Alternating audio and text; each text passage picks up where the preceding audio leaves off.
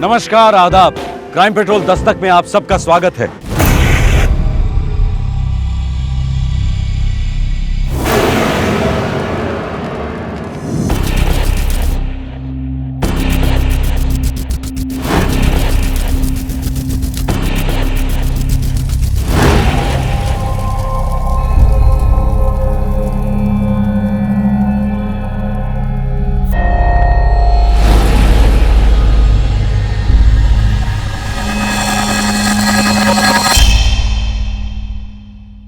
जिम्मेदारियां सबको उठानी पड़ती हैं, किसी को ज्यादा, किसी को कम।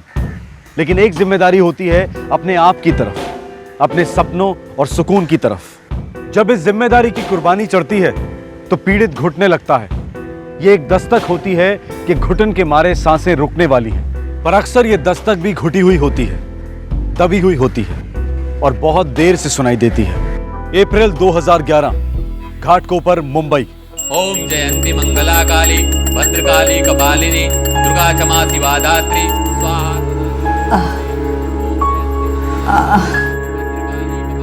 मोहन, अरे ओ मोहन, अरे सुनता क्यों नहीं? हाँ माँ, क्या बात है? मुझे जरा संडास जाना है। ए शंकर, अम्मा को संडास क्यों नहीं ले जाता तू? हाय राम, क्या कह रहा है तू? देख नहीं रहा वो पूजा कर रहा है? पूजा छोड़कर क्या मुझे वो संडास लेके जाएगा? अरे तू क्यों नहीं लेके जाता? ठीक है, मैं आता हूँ।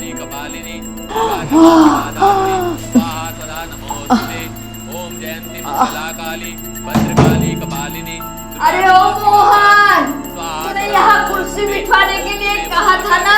तू जानता नहीं अम्मा को कितना दर्द होता है। कल तनख्वाह मिलेगी अम्मा, तब लेता हुआ आऊंगा। शाम को जरूर लेते आना।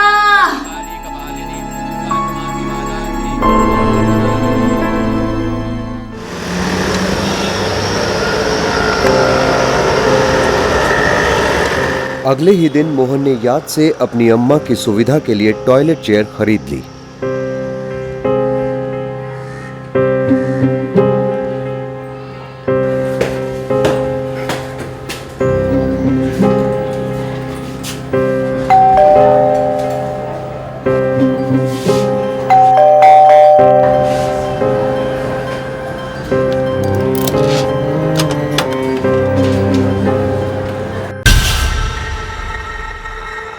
अम्मा,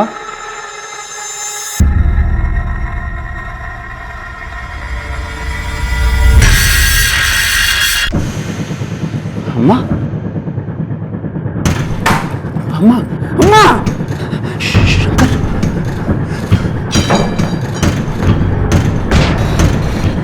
शंकर!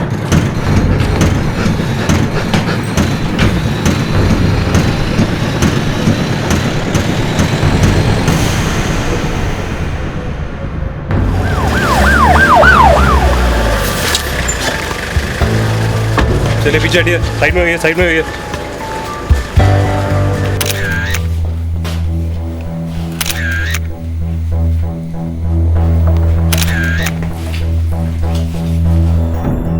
मैं रोज की तरह शाम को दफ्तर से लौटा, बेल मारी, कोई दरवाजा खोलने नहीं आया। मैंने दरवाजा खोला और अंदर आ गया। माँ खाट पर पड़ी थी तो भाई शंकर अंदर बाथरूम में पड़ा हुआ था। काम क्या करते हैं आप? मुंबई यूनिवर्सिटी में वाइस चांसलर का पीए हूँ। सुबह कितने बजे निकले आप काम के लिए? रोज की तरह 9 बजे। और आपकी माँ कहाँ थी उस वक्त? खाट पर थी, पिछले 3 सालों से इसी खाट पर थी। और आपका भाई शंकर? पूजा कर रहा था। शंकर, मैंने अम्मा के लिए रोटियां सेक के रख दी हैं और चावल भी भिगो दिए। चढ़ा दूंगा, भूलना मत। नहीं भूलूंगा भैया।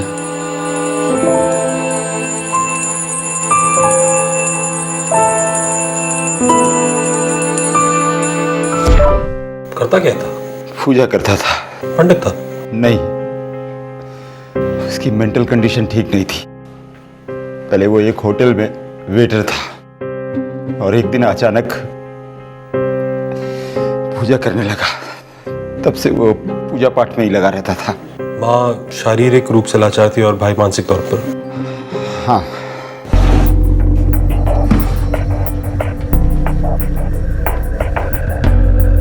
किसी को इस घर से आते जाते देखा आप लोगों ने? मतलब फेरी वाला, सेल्समैन, कोई भी? सिर्फ मोहन भाई आते जाते रहते हैं इस घर में। ऐसा बेटा सबको नसीब नहीं होता। पहले बाप की सेवा की, लेकिन 2006 में वो गुजर गए। फिर माँ ने खाट पकड़ लिया और वो पागल भाई, उन दोनों की तो बच्चों की तरह सेवा करते थे मोहन भाई। कोई ना कोई तो आता होगा ना, कबाड़, कचरा, कोई तो होगा। कचरे वाला लड़का आता था। वो मोहन भाई 9 बजे घर से निकल जाते थे और वो 10 बजे उनके दरवाजे पे टच कर जाता था। एक जोड़ी कंगन थे, एक हार और 2 कान की बालियां। 3 आइटम थे और तीनों नहीं है। आइए आप जरा इधर आइए। बेटे फिंगरप्रिंट्स लो। सर, एक लड़का आता है कचरा उठाने सुबह 10 के आसपास। वो रोज हमेशा लेट आता है हमारे जाने के बाद।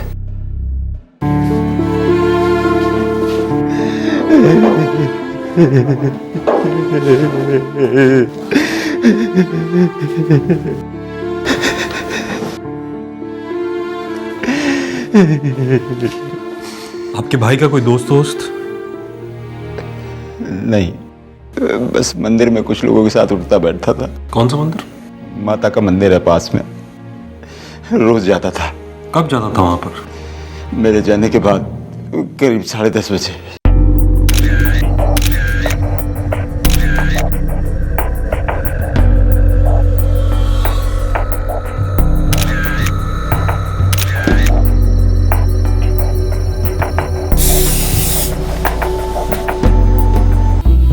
दो कंगन, एक हार और एक जोड़ी कान की बालियों के लिए 2 भयंकर हत्याएं।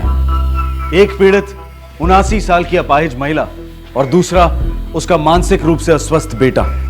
जाहिर है सवाल यह था कि उनका हत्यारा कौन था। कौन था यह बेहद क्रूर और लालची इंसान जिसमें इंसानियत की एक बूंद तक नहीं थी। औरत को स्ट्रैंगुलेट किया गया। ये देखिए, इसको गला दबाकर मारा गया है। और ऑफिसर, शंकर की लाश की क्या रिपोर्ट है? इसके सर पे चोट के 3 निशान हैं। इसकी मौत हेमरेज से हुई है। और मर्डर की टाइमिंग? टाइमिंग डिक्लेयर करने में थोड़ा सा वक्त लगेगा, कल तक हो जाना चाहिए। मैं रोज सुबह 10 बजे के आसपास जाता हूँ साहब, वहाँ कचरा उठाने के लिए। तू कल गया था ना उस घर में? नहीं, मतलब घर के अंदर नहीं गया था साहब, कभी नहीं जाता। क्या है ना, सब लोग अपना कचरे का डिब्बा घर के बाहर ही रखते हैं, तो मैं वहीं से उठाता हूँ। देख, सच बोल, नहीं तो मैं तेरे को उठा लूंगा, समझा तू? आई शपथ, मुझे नहीं पता कल उस घर में क्या हो रहा था। जब कल घर गया था तूने क्या देखा वहाँ पे? मैंने अपना कचरा उठाया, काम किया और कट लिया वहाँ से। कुछ तो देखा होगा। हाँ, वो शंकर, मोहन का भाई, वो तब भी पूजा कर रहा था? कर रहा होगा साहब, पर मेरे को नहीं लगता कि वो कल पूजा कर रहा था। क्यों? मैं जब भी वहाँ जाता हूँ ना, तो उसकी पूजा की टिंग टिंग टिंग टिंग सुनाई देती है। कल वो नहीं सुनाई दे रही थी। घाटकोपर इलाके के हर हिस्ट्री शीटर का राउंड अप हुआ। काफी पूछताछ हुई, पर कुछ हाथ नहीं लगा। सर, इलाके के बाहर का लगता है कोई। लेकिन किसी बाहर वाले को अंदर की इतनी इंफॉर्मेशन कैसे थी? कैसे पता था इस बाहर वाले को घर में सिर्फ एक ठीक ठाक आदमी है जो सुबह 9 बजे से शाम के 6:30 बजे तक बाहर रहता है? फिर तो सर कोई कॉलोनी का हो सकता है। और अंदर जाओ राणे, ये कोई दोस्त या रिश्तेदार है जिसे अच्छी तरह से पता था कि एक बूढ़ी अपाहिज औरत और एक मेंटल आदमी कुछ खास टेंशन नहीं दे सकते। और राणे, ये मर्डर ऑन द स्पॉट नहीं हुआ, पहले से प्लान था।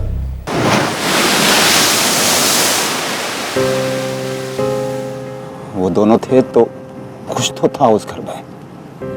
मैं जानती हूँ मोहन, तुम्हारी जिंदगी तो उन्हीं के इर्द गिर्द घूमती थी। क्या नहीं किया तुमने उन दोनों के लिए? मैं उनकी रक्षा नहीं कर पाया, मैं फेल हो गया कविता।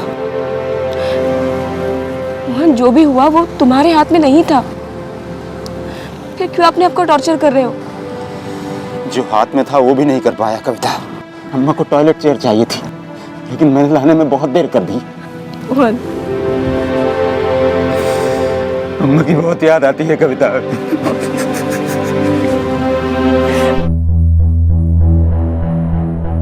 नहीं सर, इस तरह का तो कोई आदमी नहीं रहता कॉलोनी में।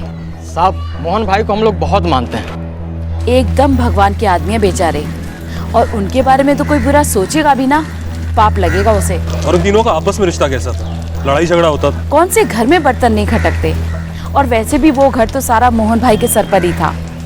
कभी कभार चूचेपड़ जरूर हो जाती थी। सब मैंने कभी आंखों से देखा नहीं, लेकिन सुनने में आता था। क्या? यही कि सुबह सुबह झगड़े की आवाज आती थी, खासकर तब जब मोहन भाई खाना बनाते थे। जगदम्बे काली मैं दुर्गा कप्पड़ वाली, तेरी गुण गाऊं भारती।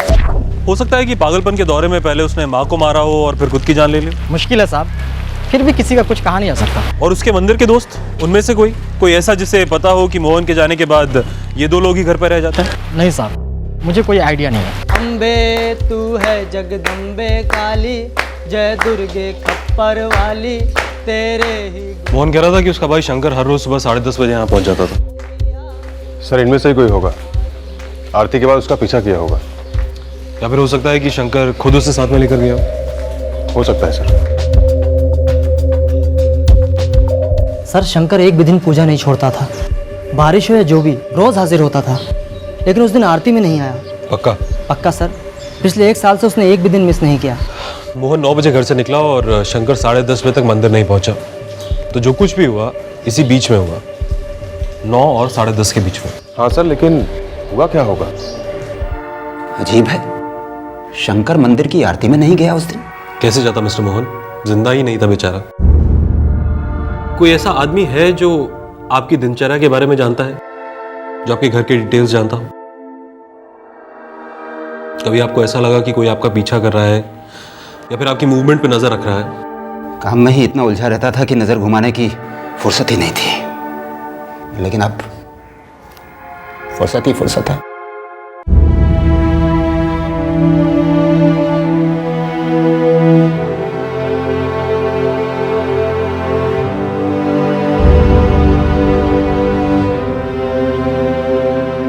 पोस्टमार्टम रिपोर्ट के 2 दिन बाद मोहन की मां और भाई शंकर का अंतिम संस्कार किया गया। पुलिस की तहकीकात एक पॉइंट पर आकर रुक गई। कोई ठोस सबूत हाथ नहीं लग रहा था और फिर पोस्टमार्टम की रिपोर्ट आई। इस रिपोर्ट ने तहकीकात को एक अलग दिशा दिखा दी। अक्सर जो दिखता है वो होता नहीं। आप बॉडी इसको रात के 9 बजे लेकर आए थे यहाँ? जी करेक्ट। पोस्टमार्टम शुरू हुआ रात को 11 बजे, पर हमारे हिसाब से इन दोनों की मौत 16 घंटे पहले ही हो चुकी थी। मतलब सुबह 5 बजे? सुबह के 5, 5:30 और 7, 7:30 के बीच में।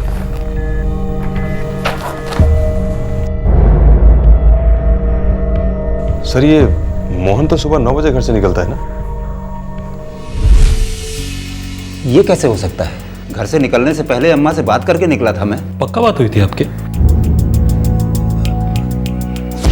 अम्मा, आज आपके लिए टॉयलेट चेयर जरूर लेकर आऊंगा।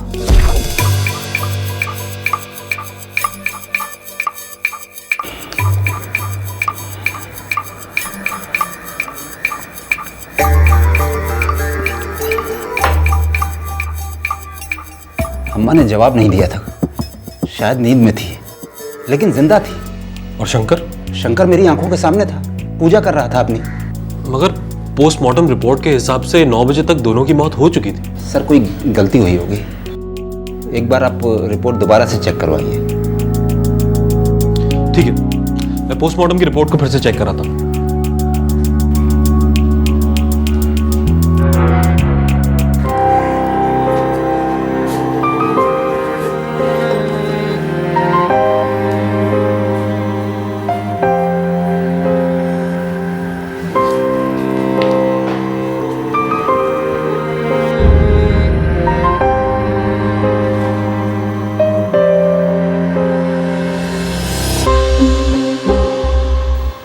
मोहन, चाय। मोहन, चाय नहीं बनी अभी तक। चक्कर आकर बेहोश हो जाऊंगी तब बनाओगे क्या? 2 मिनट अम्मा, हाथ मुंह धो लूं फिर चाय चढ़ाता हूँ।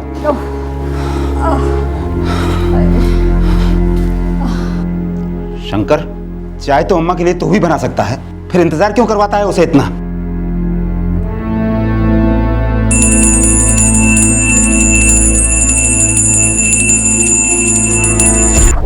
आसान नहीं था सब कुछ, थक जाता था कविता। है मुझे। सबके बस की बात नहीं इतनी मेहनत करना, इतनी सेवा करना। काफी कर लिया तुमने। अब मैं तुम्हारी देखभाल करूंगी।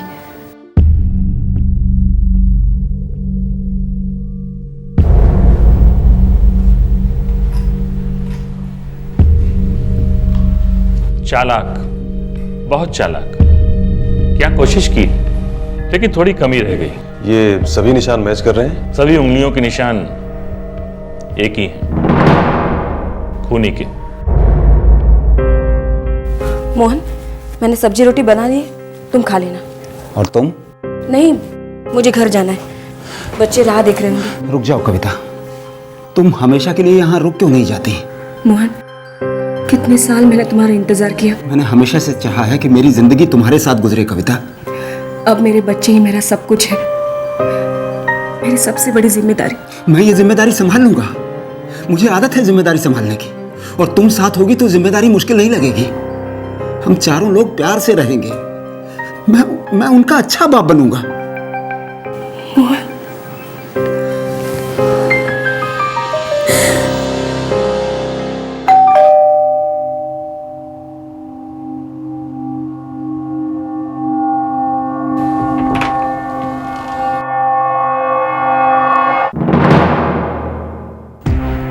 अरे आप,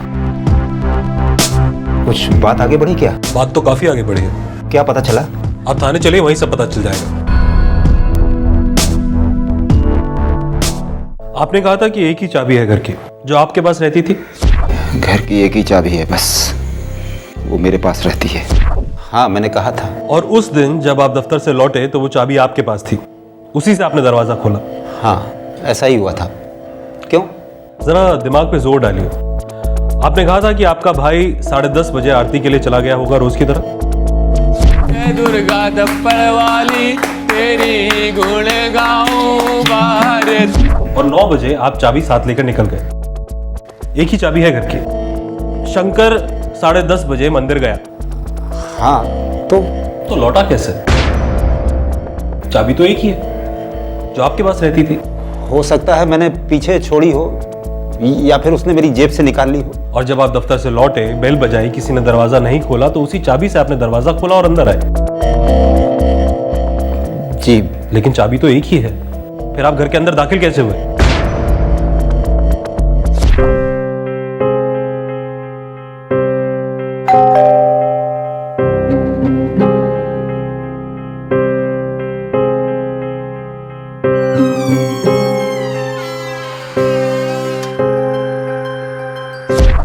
दरवाजा खुला था, मैंने धक्का दिया और अंदर आ गया। सच? मैं झूठ क्यों बोलूंगा? रोटियां बनाई थी उस दिन अम्मा के लिए? अरे रोज मैं ही तो रोटियां बनाता था, सालों से।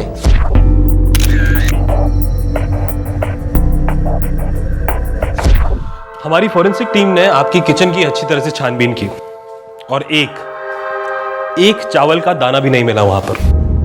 यहां तक कि आपका कचरे का डब्बा भी एकदम साफ था। शंकर को सफाई की बहुत ज्यादा चिंता रहती थी, इसलिए मंदिर जाने से पहले वो पूरे घर की 2 बार सफाई करता था। हमने ये पोस्टमार्टम रिपोर्ट 2 बार चेक कराई और ये रिपोर्ट साफ साफ कहती है कि आप ही की सफाई में दाग है। मर्डर सुबह 5:30 और 7:30 के बीच में हुआ और उस वक्त आप घर पर मौजूद थे। झूठ है। रोटियां नहीं बनी उस दिन अम्मा के लिए? खाई नहीं उन्होंने? क्योंकि रोटियां बनी ही नहीं थी, क्योंकि अम्मा रही ही नहीं। उनके पेट में कुछ भी नहीं था, बस पिछले दिन का कुछ खाना था, अम्मा का आखिरी खाना। बताइए मिस्टर मोहन, क्या आपका हाथ है? मुझे कुछ समझ में नहीं आ रहा है, किस हाथ की बात कर रहे हैं आप?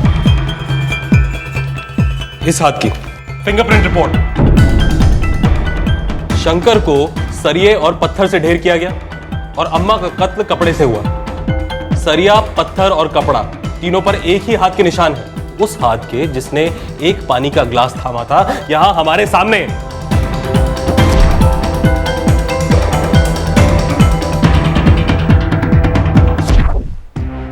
क्या हुआ था उस दिन? झगड़ा हुआ था। उस वक्त तो आप खाना बनाते थे ना? आखिर ऐसा भी क्या हो गया? चावल नहीं बने, रोटियां नहीं बेली, सब्जियां नहीं काटी, क्यों?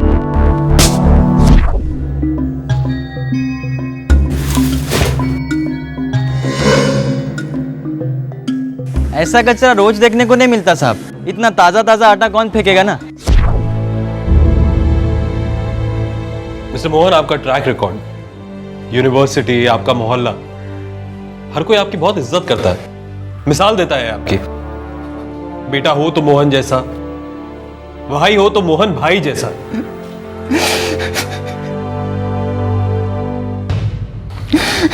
कोई तो बहुत जबरदस्त कारण रहा होगा कि आपने उन दोनों लोगों को मार दिया जिनके लिए आप जीते थे। क्यों? क्योंकि इस बार मेरी जीने की बारी थी। मैं संभालते संभालते थक गया था, जीना चाहता था मैं। मोहन एक 48 साल का पुरुष, अविवाहित, कोई दोस्त नहीं, कोई छुट्टी नहीं, अपने आप के लिए 1 मिनट तक का समय नहीं। मोहन का इकबाले जुर्म एक दर्द भरी आह थी जो एक बीमार दिमाग के तहखाने से निकल रही थी। हर चीज के लिए मोहन, मोहन ये कर, मोहन वो कर, मोहन ये नहीं किया, मोहन वो नहीं किया। मैं करता था, सब कुछ करता था, चुपचाप करता था और किसी चीज के लिए ना नहीं करता था। हर चीज की जिम्मेदारी अपने ऊपर ली। सबसे पहले बाबा की, फिर माँ और शंकर की जिम्मेदारी, दोनों की एक साथ। ओफो, आज भी गुड़ और रोटी, कल भी गुड़ और रोटी खाई थी, परसों भी गुड़ और रोटी खाई थी। हाय, कभी तो तीखी सब्जी बने, दाल बने, पता तो चले अम्मा की कितनी इज्जत होती है। अपने शंकर से बोल, ये पहले होटल में काम करता था, एक से एक चीजें बनाना जानता है। तू तो दिमागी हालत जानता है ना उसकी। हाँ, ये अच्छा बहाना है। किसी काम के लिए कहो दिमागी हालत ठीक नहीं है, और किसी दिन मेरा दिमाग खराब हो गया ना, तो ना ये गुड़ मिलेगा और ना रोटी। क्यों चिंता करते हो? सब गुड़ और रोटी तो दाता देते हैं, माता देती हैं। हाँ, तो अपनी दाता और माता से बोल कि तेरा ये पूजा का ढोंग बंद करवाएं और तुझे अच्छी जगह पर काम पर लगवाएं। मोहन, दिल मत दुखाओ उसका। हाँ, एक ये दिल वाला बचा है और एक तुम दिल वाली बची हो। मेरे अंदर तो पत्थर है, पत्थर। कुछ महीने में मैं 49 का हो जाऊंगा, फिर 50 का हो जाऊंगा और मेरा कुछ नहीं है, फैमिली नहीं है। और मोहन और अम्मा भी तो फैमिली ही थे ना। हाँ, मैं भी यही समझता था, लेकिन वो दोनों, अम्मा सिर्फ शंकर को प्यार करती थी क्योंकि उसकी मेंटल कंडीशन ठीक नहीं थी, लेकिन वो ये नहीं देख रही थी कि हर रोज मैं फिसल रहा हूं, पागलपन दस्तक दे रहा है यहाँ पर। उसके लिए मैं सिर्फ एक कोलू के बैल की तरह था, बस। मुझे जरा संडास जाना है। ये शंकर, अम्मा को संडास क्यों नहीं ले जाता तू? हाय राम, क्या कह रहा है तू? देख नहीं रहा वो पूजा कर रहा है? ठीक है, मैं उस रोज सुबह मेरे अंदर कुछ हुआ। रोज की तरह मैं खाना बना रहा था, लेकिन मेरा दिमाग उस सुबह रोज से कुछ ज्यादा ही डिस्टर्ब हुआ था। आवाजें आ रही थी अंदर से। मोहन, सोचो जरा, क्या वाकई शादी करके हम खुश रह सकेंगे? क्यों नहीं, क्यों नहीं कविता, इसी एक चीज के लिए मैं तरस गया हूँ। मोहन, मैं विधवा हूँ, मेरे छोटे छोटे 2 बच्चे हैं, तुम्हारी अपाहिज माँ, भाई की हालत, कैसे संभालेंगे सबको? मिलकर संभाल लेंगे कविता, मिलकर संभाल लेंगे, बोझ बच जाएगा। बोझ दुगना भी तो हो रहा है मोहन।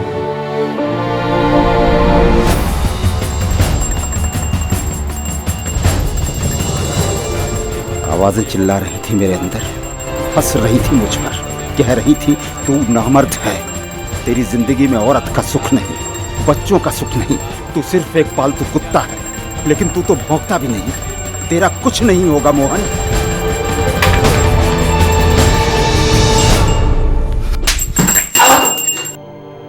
एक चीज नहीं संभलती है, पता है क्यों? क्योंकि मैं हूं संभालने के लिए। आज अगरबत्ती गिरी है, कल तू भी खाट पर लेट जाएगा और मैं तेरी टट्टी साफ करूंगा। अरे क्या हुआ? ये तेरा लाडला, अरे सुनकर भी सुनता नहीं है और देखकर भी देखता नहीं है, बड़ा भगवान का भक्त बना घूमता है कहीं का। जुबान संभाल के बात कर। अरे ये तेरा छोटा भाई है। अरे है, भाई नहीं है, और तू माँ है। अरे खून पी रही है मेरा रोज थोड़ा थोड़ा। अरे तुम दोनों पनौती हो मेरे जीवन पर, पनौती। चुप रहे, पकड़ा गया है कि तू? पागल होने का हक इसे है, सिर्फ मुझे नहीं है। अरे मैं पागल नहीं हो सकता हूँ क्या? ये माता अंडी रहेगा माता, ये खत्म हो जाएगा, विनाश हो जाएगा, विनाश हो जाएगा। माता खून मांगेगी, माता माफी, माता माफी, माता माफी, माता माफी। माफी चाहिए, माफी चाहिए। खून बहेगा ना, अभी बहाता हूँ खून। अरे अरे क्या कर रहा है तू?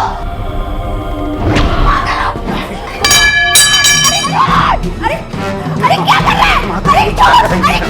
हो गया तेरा कल्याण। मोहन, मैं सबको बता दूंगी क्या किया तूने शंकर के साथ। छोड़ मुझे, मत छोड़।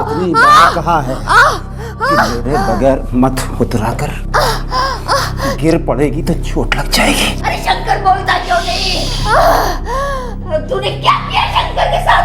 उसका सर कुचल दिया मैंने। क्या? नहीं। मुझे पता है कि तू शंकर के बगैर नहीं जी सकती, लेकिन मैं तुम दोनों के बगैर जी लूंगा। अब मुझे थोड़ा सा अपने बारे में सोचने दे। आखिरी बार एक सेवा का मुझे मौका दे।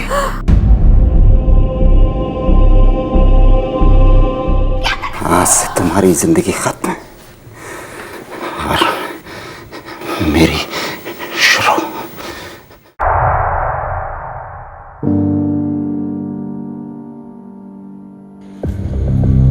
सर में आवाजें शांत हो गई थी, सब कुछ साफ साफ नजर आ रहा था।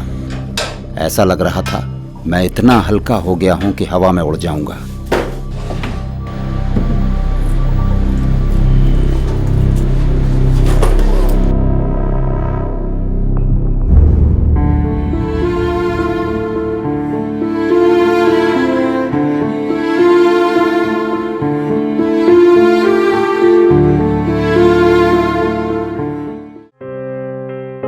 मैंने कुर्सी कहानी बनाने के लिए खरीदी। मुझ पर कोई शक कर ही नहीं सकता था। मैं तो मोहन भाई हूं, अच्छा आदमी, श्रवण का अवतार।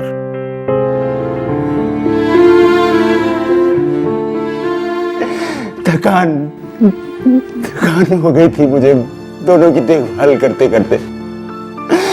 मैं खुद भी बूढ़ा हो रहा था, पागल भी। मैं बूढ़ा, पागल और अपाहिज हो जाता तो मेरी देखभाल कौन करता? आप संभालते इंस्पेक्टर साहब। हवलदार,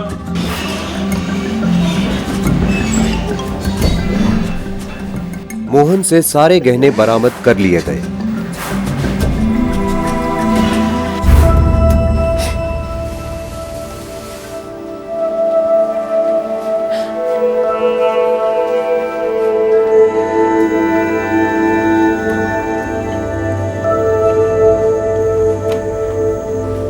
अच्छा ही हुआ। उस घर में उन दोनों के साथ तुम्हारे बच्चे, क्या जिंदगी होती। इसलिए जो हुआ अच्छा ही हुआ। लेकिन मार क्यों डाला मोहन, मार क्यों डाला? जीना चाहता था मैं, और मेरी जगह तुम भी होती तो शायद यही करती। कोई भी यही करता। नमस्कार, आदाब। क्राइम पेट्रोल दस्तक में आप सभी दर्शकों का फिर से स्वागत है। बाबूजी, ये पत्थर की लकीर है, आप कभी मत बदलिएगा। अब ये सीधे लॉकर में जाएगी, और कोई कुछ कहे आप इस वसीयत का एक अक्षर भी नहीं बदलेंगे। बाबूजी के साथ जबरदस्ती की गई तो, उन्हें वसीयत बदलने के लिए मजबूर किया गया तो सोच लो, इस दुनिया में कुछ भी हो सकता है, कुछ भी। अपने बच्चों के भविष्य को सुरक्षित करने के लिए माँ बाप खून पसीना एक कर देते हैं। उनकी सारी जमा पूंजी पर उनके सभी बच्चों का बराबर का अधिकार होता है। यह उनकी विरासत होती है। पर अक्सर कोई एक वंशज अपने आप को हिस्से से अधिक का हकदार समझता है। कभी कभी तो सारी की सारी विरासत हड़पने की फिराक में होता है। अगर ऐसा शख्स अपने पिता को उनकी वसीयत बदलने पर जोर देता है तो इसे जुर्म की दस्तक मान लेना चाहिए। नवंबर 2010, लखनऊ, उत्तर प्रदेश।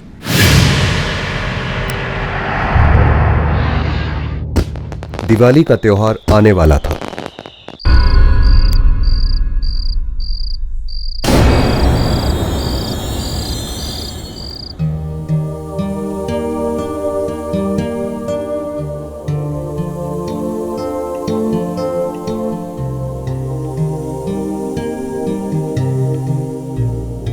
आओ राधा आओ। एक बात कहूँ गंगा जी? कहो। मेरी बड़ी इच्छा थी कि मैं अपने पति के साथ एक बार वैष्णव देवी के दर्शन कराऊं। मेरी भी बहुत तमन्ना थी, बहुत ख्वाहिश थी कि मैं अपनी पत्नी के साथ वैष्णो माता के दर्शन करके आऊं। शायद इसीलिए ऊपर वाले ने हम दोनों को जिंदा रखा है। और उसने अपार कृपा की है कि उसने हम दोनों को मिला दिया।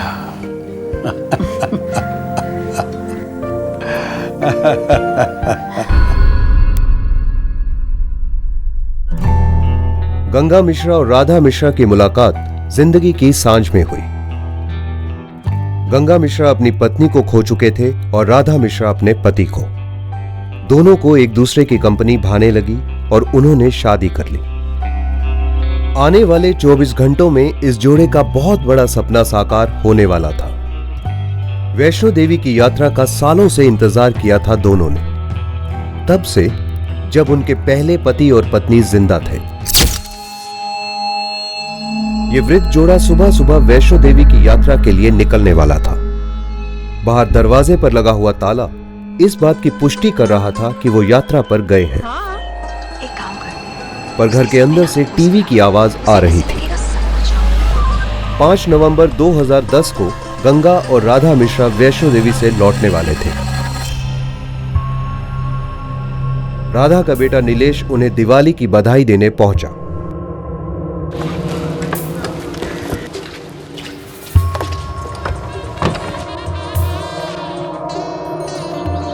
माँ और बाबूजी तो आज आने वाले थे, घर पे होने चाहिए थे। तुमसे एक बात कहूं, बुरा तो नहीं मानोगे? लो, टीवी खुला छोड़ दे। अम्मा बिना एकदम भुलक्कड़ हो गई। अब बिजली का बिल आएगा तब पता लगेगा। आज मैंने मम्मी पापा की आंखों में एक चिंता देखी कि हमारी नीलेश के आखिर तेज के साथ टीवी की आवाज ने नीलेश को दस्तक दी कि कुछ गड़बड़ है। चाहती हूँ कि आज तक तुमने अपने घर वालों को और फिर इस दस्तक ने मौत की बू का रूप धारण कर लिया।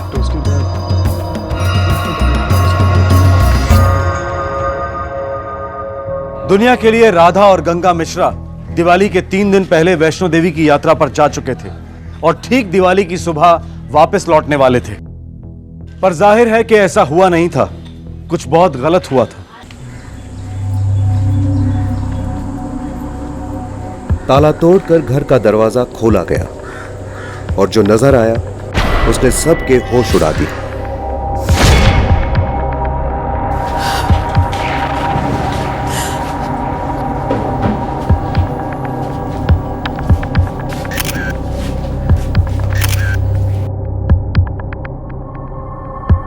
क्योंकि हर टेंशन का बलात्कार करने आ रहे हैं।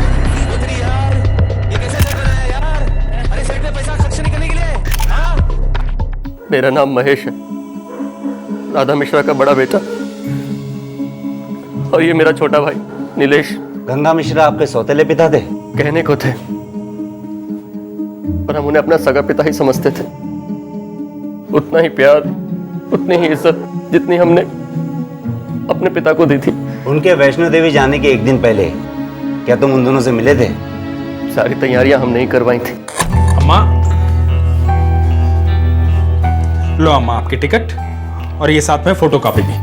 कॉपी क्यों की? अरे आप ही ने तो कहा था ना कि टिकट कहीं भूल जाऊंगी, एक्स्ट्रा लेके आना। अरे मैं तो भूल ही गई कि मैंने कुछ ऐसा कहा भी था। यार नीलेश, इस उम्र में इतना लंबा सफर अम्मा के लिए ठीक रहेगा क्या? बाबूजी है ना साथ, अब काहे इतनी चिंता कर रहे हैं?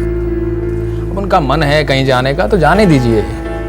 और वैसे भी सारी जिंदगी तो हम दोनों के नाम कर दी, उनके दिन है भैया। तुम बिल्कुल ठीक कह रहे हो नीलेश। नहीं तेरा बेटा। और वैसे भी 3 दिन की बात है, कुछ 3 महीने की बात थोड़ी है। हमें पूरा यकीन है बाबूजी, आप अम्मा का अच्छी तरह से ध्यान रखेंगे। अरे मुझे हुआ क्या है जो देखभाल की बात हो रही है? फालतू में बीमार करवा रहे हो मुझे तुम लोग। नहीं माँ, हम दोनों एक दूसरे को अच्छी तरह संभाल लेंगे। और बेटा माना कि मैं तुम्हारा सगा बाप नहीं हूँ और उसका पति तो हूँ। तुम दोनों का दिल बहुत बड़ा है जो तुमने हमारी शादी स्वीकार की। कुछ नहीं चाहिए अब बेटा, बस वैष्णव देवी के दर्शन हो जाए एक बार। और फिर देखो हम सब मिलकर दिवाली क्या धूमधाम से मनाएंगे, हैं? वो तो मनाएंगे ही। आप गंगा मिश्रा की बेटी हैं? जी हाँ, मेरा नाम विशाखा है और ये मेरे हस्बैंड ब्रजेश। आप उनकी इकलौती औलाद हैं? जी, बहुत साल पहले मेरी माँ का देहांत हो गया था। उसके कुछ साल बाद मेरे बाबूजी ने राधा जी से शादी की थी। आपके अपने बाबूजी से आखिरी बार कब बात हुई थी? जिस दिन माँ बाबूजी वैष्णो देवी के लिए निकल रहे थे, उसके एक रात पहले मैं उससे मिलने नहीं आ पाई थी, इसीलिए मैंने उन्हें फोन किया था।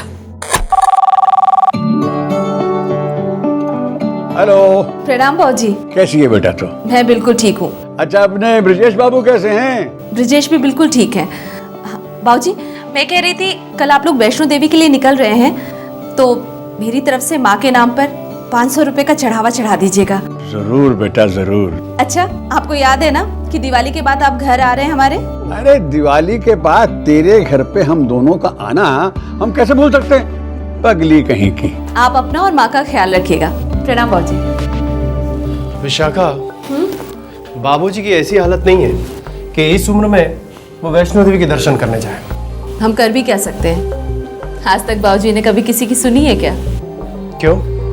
उस औरत की तो सुनते हैं, हर बात सुनते हैं। जब आप सभी को अपनी माँ और अपने पिताजी की इतनी ही चिंता थी, तो इस पूरे यात्रा के दौरान इन 3 दिनों में आप में से किसी एक ने भी फोन करके ये नहीं पूछा कि आपका हालचाल क्या है? हम नहीं चाहते थे कि उन्हें ऐसा लगे कि हम उन्हें डिस्टर्ब कर रहे हैं। हमने तो सपने में भी नहीं सोचा था कि ये सब हो सकता है। अब तो ये हो गया, इसलिए घर से जो भी चीजें गायब है वो आप बताएं, और इस केस की गायब कड़ियां हम ढूंढेंगे।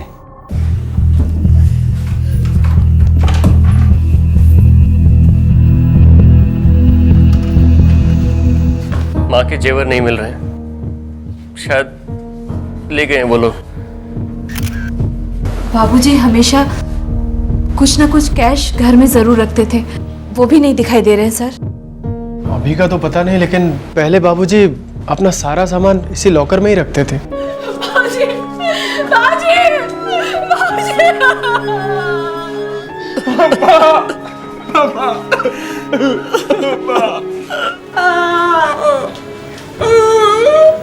सर, डॉग स्क्वाड आ गया है।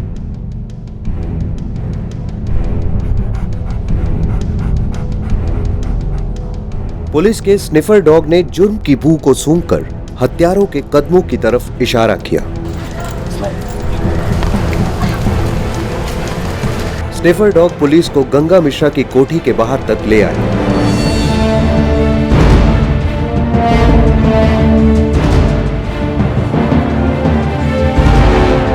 गंगा मिश्रा के घर के पास का एक पानी का नल पुलिस के स्कैनर पर आ गया।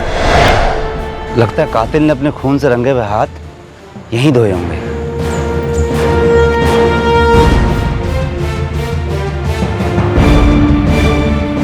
चाबियों का गुच्छा एक और महत्वपूर्ण सुराग साबित हुआ, जिसे स्निफर डॉग ने सूंघ निकाला। सर, ये चाबियों का गुच्छा उधर में है।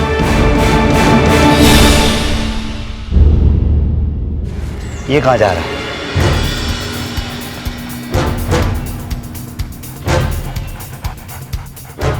स्निफर डॉग अब एक घर की तरफ इशारा कर रहा था। किसका घर था ये? इशारा क्यों हो रहा था? जी, मालिक ब्रिज शर्मा जी हैं, लेकिन वो मिश्रा जी के घर गए हैं। जी, मेरा नाम ब्रिज किशोर शर्मा है। गंगा मेरा अच्छा दोस्त था कई सालों से। सालों की छोड़िए, फिलहाल तो आप मुझे पिछले 4 दिनों के हर मिनट का हिसाब दीजिए। तो क्या आप मुझ पर शक कर रहे हैं? हमारे डॉग स्क्वाड ने आपके घर की तरफ इशारा किया है, और फिर शक को यकीन में बदलते देर नहीं लगती। सर, एक चाबी घर के दरवाजे की है, बाकी सब अलमारी और ड्रॉर्स की है। तो बस अब इस केस का ताला खुल ही गया समझो। मृतक गंगा और राधा मिश्रा के घर की चाबियां भी इस पड़ोसी ब्रिज किशोर शर्मा के घर के पास पाई गई। गंगा से आखिरी बार मैं 1 नवंबर की शाम को मिला था। गंगा, काश मैं भी तुम्हारे साथ वैष्णो देवी की यात्रा पर आ सकता हूँ, लेकिन क्या करूँ यार, मजबूरी है। बच्चे आ रहे हैं दिवाली के लिए। बच्चे आ रहे हैं दिवाली के लिए। भाई एक इंसान की जिंदगी बच्चों की जिम्मेदारी के इर्द गिर्द घूमती रहती है, जिम्मेदारी खत्म नहीं होती। हमारा तो केस ही विचित्र है। मेरे और राधा के अपने अपने बच्चे, उनके परिवार, उनकी अपनी अपनी जिम्मेदारियां। वही तो मैं कई बार सोचता हूँ कि तुम लोगों के बीच में बनती कैसे है। बैठो, बताता हूँ। देखो, ये हर रोज का मेल मिलाप तो ठीक है, लेकिन जायदाद वगैरह, अरे उसका बंटवारा कैसे करोगे? राधा जी के 2 बेटे, मेरे एक बेटी, एक नवासी, ये सब बच्चे मेरे अपने हैं। मैं खूब प्यार करता हूँ। बस एक बात तय कर रखी है, इन सबको कुछ ना कुछ दूंगा जरूर। लेकिन कभी कभी डर भी लगता है कि कहीं ये आपस में लड़ ना पड़े। अरे लड़ना तो तय है। आजकल तो सगे भाइयों के बीच में तलवारें निकल जाती हैं, और ये तो सौतेला मामला है। मेरा कहना है कि जायदाद का जितनी जल्दी बंटवारा करो उतना अच्छा है, वरना तुम तो जानते हो देर से बैर होती है। बड़े शर्म की बात है कि आप मुझ पर शक कर रहे हैं। आपके कुत्ते ने पता नहीं क्या सूंघ लिया है। आप कुत्ते की छोड़िए और अपनी फिक्र करिए, और शक तो हम उनके बच्चों पर भी करेंगे। सर,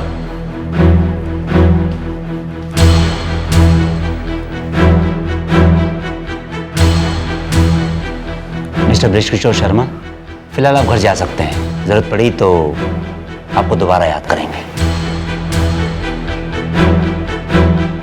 मौका वारदात और चाबियों पर लगे उंगलियों के निशान बृजकिशोर शर्मा के नहीं थे, इसलिए उन्हें जाने दिया गया। सर, गंगा मिश्रा की पूरी जायदाद लगभग 75 लाख रुपए की है। क्या क्या है उनकी जायदाद में? घर है, थोड़ी जमीन है, थोड़े कैश है, पेंशन पर थे। और ये राधा मिश्रा की प्रॉपर्टी? सर, राधा मिश्रा की प्रॉपर्टी तो पहले ही उनके लड़कों में बंट गई है। कोई और खबर? सर, गंगा मिश्रा के लॉकर का ताला तोड़ा हमने। फिर? वैसा का वैसा ही है, जेवर, पैसे सब वैसे ही रखे। इन दोनों की तबीयत कैसी थी? सर, कोई खास मेडिकल खर्चा सामने नहीं आया है।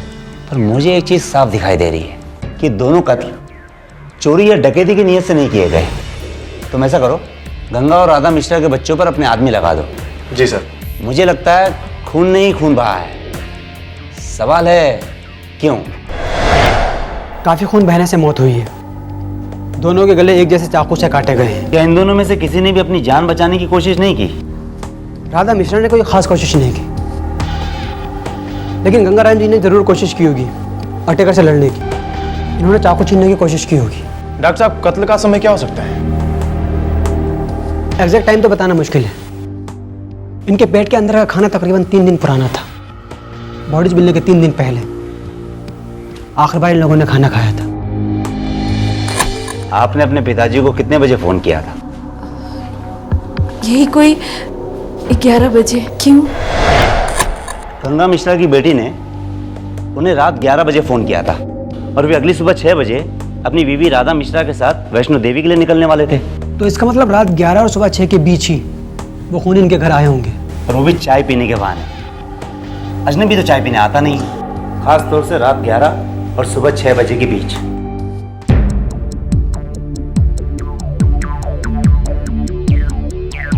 सर, चाय के टूटे हुए कप और चाबियों के गुच्छे पर मिले फिंगरप्रिंट्स मैच करते हैं। बेडरूम में 2 टूटे हुए कप और रसोई में 2 कप। सर, कुल मिलाकर चाय के 4 कप हैं। इसका मतलब है कि खूनी 4 होंगे, या फिर 2। बाकी के 2 कप राधा मिश्रा और गंगा मिश्रा के होंगे।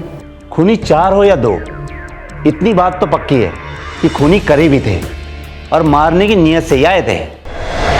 पुलिस को यह तो समझ में आ गया था कि किसी घर वाले का ही काम है। बस इन मर्डर्स के पीछे वजह की तलाश थी।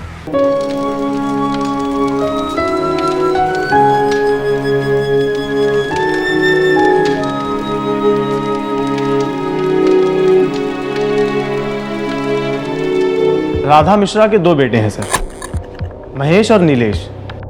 दोनों वेल सेटल्ड हैं सर। और गंगा मिश्रा की बेटी विशाखा और उसका पति ब्रजेश। इनकी इकलौती बेटी है सुरेखा।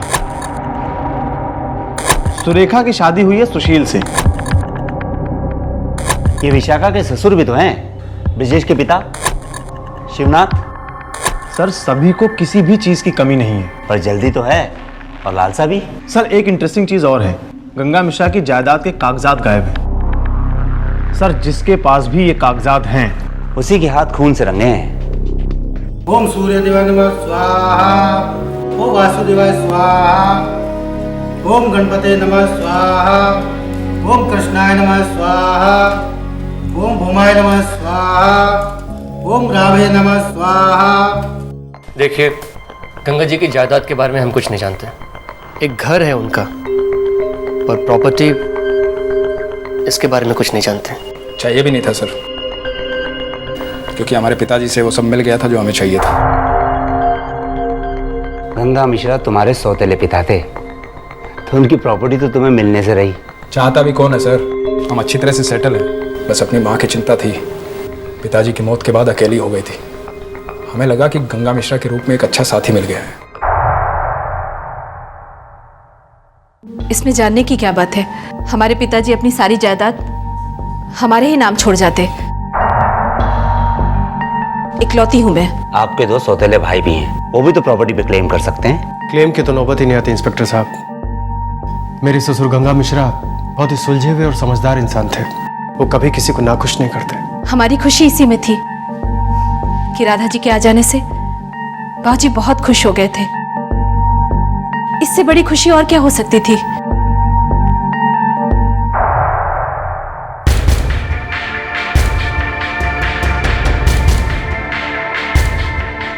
सर काम आसान नहीं था, पर मुझे लगता है कि हमें सबकी फिंगरप्रिंट्स मिल गई हैं। Very good. फौरन इन फिंगरप्रिंट्स को मैच कराओ।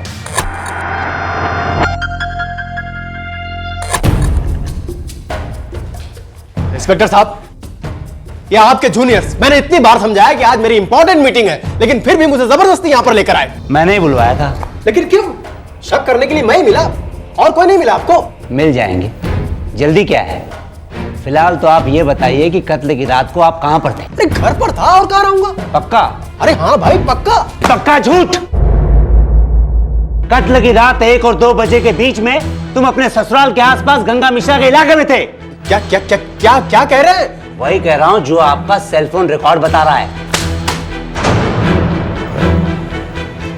अभी आप कहेंगे कि आप घर पर ही थे। मुझे याद आया। क्या याद आया ब्रजेश जी? बहुत जरूरी काम था वहां पे। बिल्कुल, काम तो होगा ही।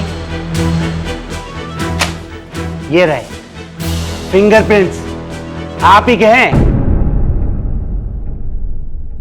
ये वो फिंगरप्रिंट्स हैं जो मुझे कत्ल की रात पी गई चाय के कप से और घर के चाबियों के गुच्छों से मिली थी। वो गुच्छे जो मुझे नल के पास मिली थी। और हमारे पास और भी सबूत हैं, ठोस सबूत। कल रात आपने अपने पिता शिवनाथ के साथ फोन पर जो बातें की वो हमने रिकॉर्ड कर ली हैं। बाबूजी, आप अपना ब्लड प्रेशर काहे बढ़ा रहे हैं? 2-4 दिनों में ये मामला बिल्कुल ठंडा पड़ जाएगा। ठंडा पसीना छूट रहा है ब्रजेश बेटा। तूने देखा नहीं उस शोक सभा में पुलिस कैसे नजर रखे हुई थी? लगता है वो इस मामले को उबाल कर कहीं रहेंगे। उबलता है तो उबलने दो, उगलेगा तो कुछ भी नहीं। वो हम तक कभी भी नहीं पहुंच पाएंगे। अरे पुलिस है बेटा, बहुत पहुंच रखती है। और तूने भी एक बहुत बड़ी गलती की। तुझे सिर्फ वसीयत उठानी थी, प्रॉपर्टी के कागजात वहीं छोड़ देने थे ब्रजेश। सिर्फ वसीयत उठानी थी, प्रॉपर्टी के कागजात वहीं पर छोड़ देने थे ब्रजेश। अब हम समझ गए कि तुमने प्रॉपर्टी के लिए अपने ससुर और उनकी बीवी की हत्या करवाई। मुझे अपने वकील से बात करनी होगी। जरूर, आपका हक है कि आप चुप रहें, वकील करें, और हमारी ड्यूटी है कि हम आपसे सब कुछ सच सच उगलवाएं। तुम ये क्यों भूल जाती हो विशाखा बिटिया कि तुम हमारी एक ही बच्ची हो।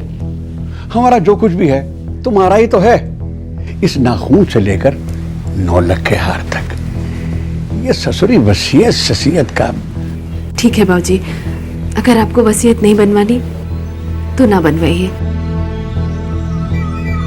बाबूजी, ये प्रॉपर्टी का मामला है, इसमें बहुत सारा पेपर वर्क होता है। अगर अभी नहीं बनवाया गया तो बाद में विशाखा को बहुत तकलीफ होगी। इस वसीयत की क्या जरूरत है? आओ आओ, आओ। गंगा जी, विशाखा बेटी और ब्रिजेश दामाद जी ठीक ही कह रहे हैं। बना दीजिए ना वसीयत विशाखा के नाम। मेरे बेटे संस्कारी है, उन्हें अपने पिता से बहुत कुछ मिला हुआ है। फिर भी आदमी की नियत का क्या भरोसा। हमारी बात आपके सौतेले बेटे होने के नाते अगर मेरे बेटों ने प्रॉपर्टी में हिस्सा मांगा तो खामखा विशाखा बेटी के साथ नाइंसाफी होगी। बना दीजिए ना वसीयत। भगवान, तुम बहुत दूर की सोचती हो। लाओ भाई। ब्रिजेश की सालों की मनोकामना पूरी हो गई थी। उसने काफी मेहनत की थी इस वसीयत को बनवाने में। हे राम। अरे लो ना बेटा। वसीयत तो बन चुकी थी, लेकिन ब्रिजेश को गहरा शक था कि राधा के बेटे भी वसीयत को लेकर कुछ न कुछ तिकड़म जरूर लगाएंगे। वो वसीयत वहां क्यों रहने थी? अरे तुम भी ना बस। बाबूजी, क्यों अपना ब्लड प्रेशर बढ़ा रहे हैं? अरे मैंने वसीयत साइन तो करवा ली ना। अगर मैं वसीयत मांग के रख लेता तो हद पार हो जाती। अरे लोगों को खामखा शक हो जाता। गोली मारो उनको। और उस औरत के बारे में सोचो, वो बहुत कमीनी है और तेरा ससुर उसकी मुट्ठी में है। अरे जब वो उसके कहने पर वसीयत बहू के नाम कर सकता है तो उसके कहने से बदल भी तो सकता है ना। अरे कहीं राधा के बेटों के नाम कर गया तो? अरे मूर्ख हो तुम। नहीं ब्रिजेश, मैं बाबूजी से वसीयत नहीं मांग सकती। नहीं होगा मुझसे ये। क्या सोचेंगे वो हमारे बारे में? जो सोचना है सोचे, लेकिन एक बात याद रखना कि राधा उस विल को बदलवा कर रहेगी। पता नहीं इस बुढ़िया में क्या देखा तुम्हारे बाप ने। ब्रिजेश, एक चीज होती है प्यार, सुना है कभी?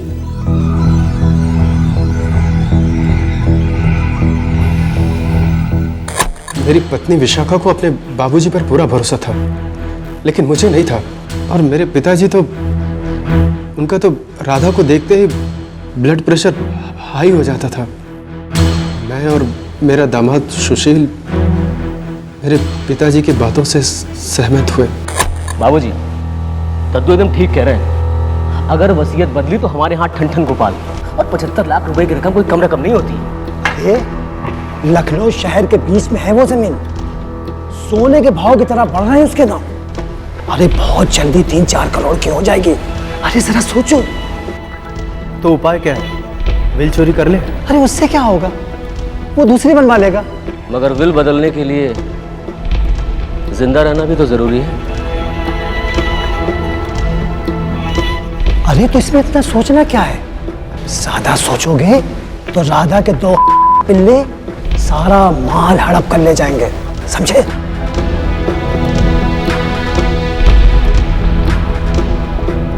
विशाखा, बाबूजी की ऐसी हालत नहीं है कि इस उम्र में वो वैष्णो देवी के दर्शन करने जाए। हम कर भी क्या सकते हैं? आज तक बाबूजी ने कभी किसी की सुनी है क्या? क्यों? उस औरत की तो सुनते हैं, हर बात सुनते हैं। जिसकी भी सुने, हम तो बस यही चाहते हैं वो हमेशा खुश रहे, अच्छे रहे। एक काम करो, तुम सो जाओ। मुझे थोड़ा भारी भारी लग रहा है, मैं थोड़ा टहल कर आता हूँ। ठीक है, मगर जल्दी आना। हाँ।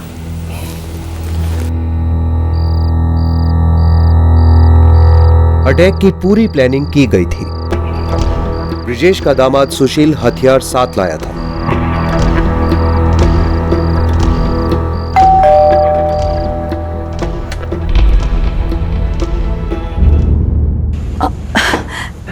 जीते रहो, जीते रहो। आप लोग कल वैष्णो देवी जा रहे हैं तो हमने सोचा कि कुछ हाल चाल ले लें। आइए अंदर, आइए। बस बस बस बेटा, बस बस, जीते रहो, जीते रहो, जीते रहो बेटा।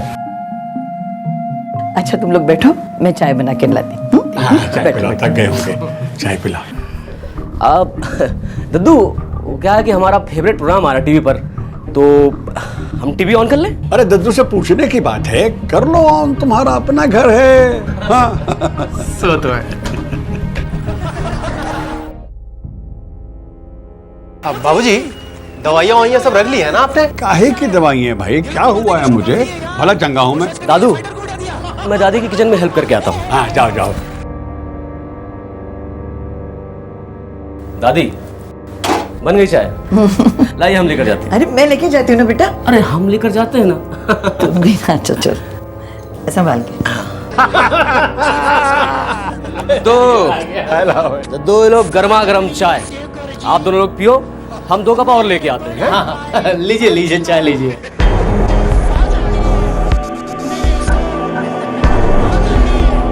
प्लान के अनुसार ब्रिजेश ने टीवी का वॉल्यूम बढ़ा दिया ताकि राधा मिश्रा की आखिरी चीखें कोई न सुन पाए।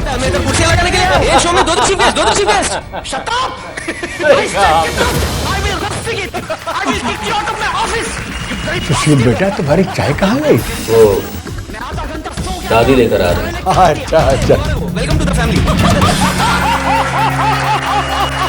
मैं अपने मूड की बात कर रहा हूँ इडियट। क्या हुआ बेटा? ये सस्ता जावेद अख्तर इधर क्या कर रहा है? सुशील चलते हैं। हम तीनों में सबसे तो फिर भी ठीक है। फ्री में कैसे? सुशील, इस पूरे घर को उथल पुथल कर दो। ऐसा लगना चाहिए जैसे कुछ चोरी डकैती हुई है।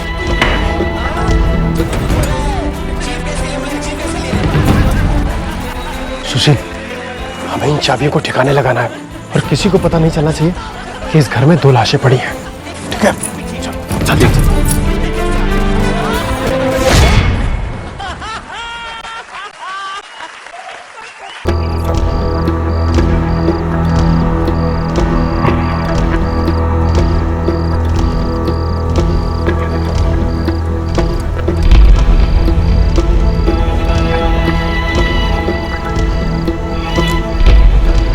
चाकू ध्यान से रखना, यहाँ वहां मत फेंकना। हथियार किसी को नहीं मिलना चाहिए। ठीक है? सारा शहर हक्का बक्का रह गया था। सभी का मानना था कि बेरहम चोरों ने ही इस बूढ़े जोड़े की भी हत्या की थी। किसी को पता नहीं था कि ये केस चोरी का नहीं बल्कि करीबी रिश्तेदारी में पनप रही जलन और लालच का था। इस केस से जुड़े सभी मुजरिमों को गिरफ्तार कर लिया गया है। इस जुर्म का मास्टरमाइंड विशाखा का ससुर शिवनाथ, वो भी अब पुलिस की हिरासत में है। सभी मुजरिमों के खिलाफ चार्जेस फाइल किए जा चुके हैं।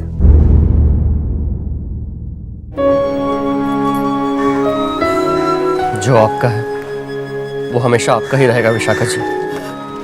हम आपके पिता से उतना ही प्यार करते थे जितना कि आप करती थी। कितने खुश थे दोनों।